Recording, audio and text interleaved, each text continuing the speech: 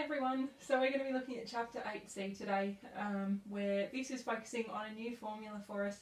It's an annuity formula, and the idea of it is that we can move away from the recurrence relationships that we've done in 8a and 8b and use one stock standard formula that can calculate the amount remaining on a loan after X amount of compounds, or N amount of compounds.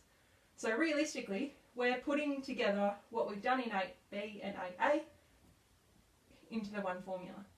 Why would we do this? So that we don't have to go through and do working out 5 times to get the 5th payment and how much we owe. Instead, this formula here is going to put it all together for us.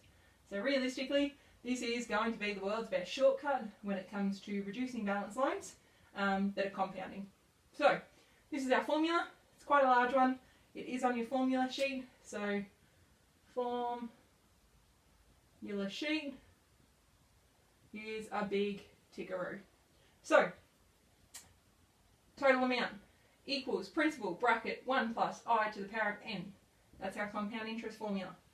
Minusing the repayments that are based off what the interest rate is and how many compounds over the total interest rate. So we're going to have a look at example 4, which is putting this all together. So, NOMSA has borrowed $80,000 at an interest rate of 11.28% per annum, compounding monthly. If she makes monthly repayments of $500, what will be the balance of the loan after 1 year? So realistically, we could use our recurrence relationships that we've already done to work out the balance after 1 year. All it would mean is that we'd be doing first term, second term, third term, fourth term, all the way to the 12th term to get the amount owing. We don't have to do that now, because we have this formula we can use. So what I'm going to do first is write down what we know. So we know that we have a principal of 8,000. I think I said 80,000 before. My apologies. It's 8,000. I also have a rate. So remembering that we still apply our compounds to this. So 0.1128.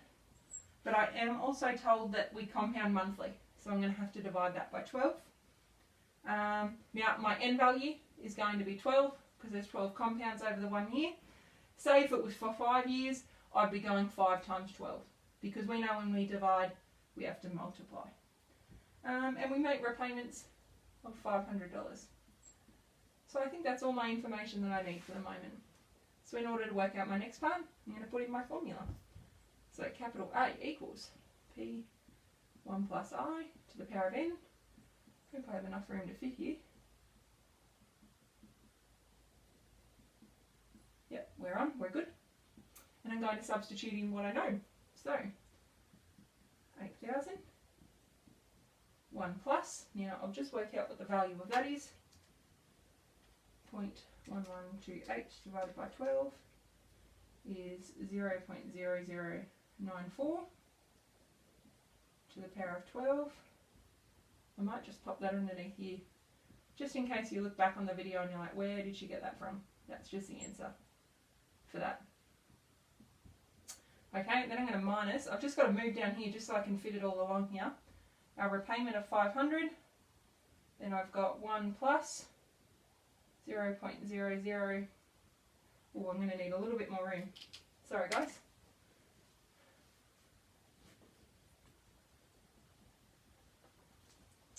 Might move it a little bit more over this way. Sorry about that. So 500. Then I've got 1 plus 0.0094 to the power of 12. Take 1 all over 0.0094.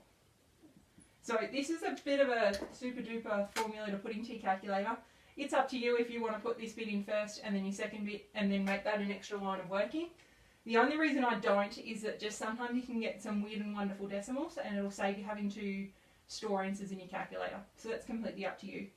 So I'm going to put this in right now. 8,000 bracket 1 plus 0.0094 to the power of 12. Then I'm going to minus 500 bracket to the power of 12. Minus 1 divided by 0.0094. So I get 2,630 and 0.419. So I'm going to round that to 2 decimal places. 2630.42. So after 1 year, the balance of this loan would be $2,630.42. A lot shorter way than using the recurrence model, but again, 8A and 8B acted as building blocks for us, so now we can apply the annuities formula. There are 1 or 2 complex questions in this chapter that are using Excel spreadsheets. I'm going to upload separate videos of those with me doing the spreadsheets as well to help you out. Bye.